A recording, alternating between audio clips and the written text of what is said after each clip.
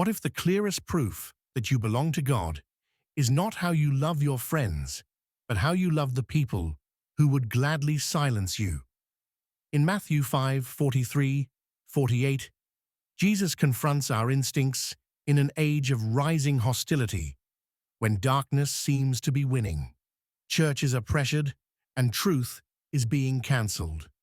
We rightly hate abortion, sexual perversion, the destruction of the family, and lawless injustice.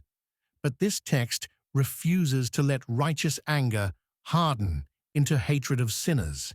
Jesus exposes how Israel's teachers had flattened God's law into a shallow system that justified hate. Love your neighbor and hate your enemy, after defining neighbor as people like them. Yet God's command is deeper and wider. Love your neighbor as yourself, including the stranger who lives among you.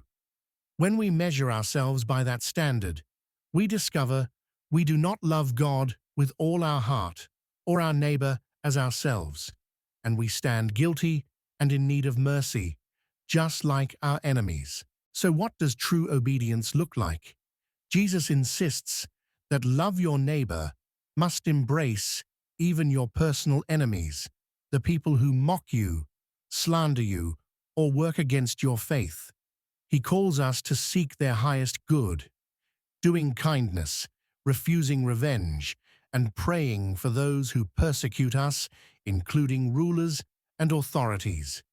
Persecution does not mean God has abandoned you. In Christ's upside-down kingdom, it marks you as on the narrow path and becomes a reason to rejoice, because it increases your eternal reward.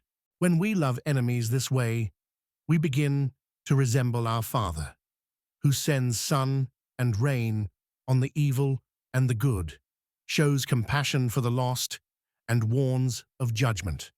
The cross proves that God loved us while we were his enemies, and now he calls us, as his children, to imitate that love in a world increasingly hostile to Christ and his church.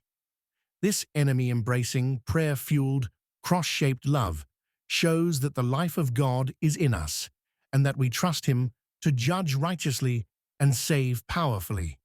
In the comments, share one concrete way this week you will love or pray for someone who has opposed your faith.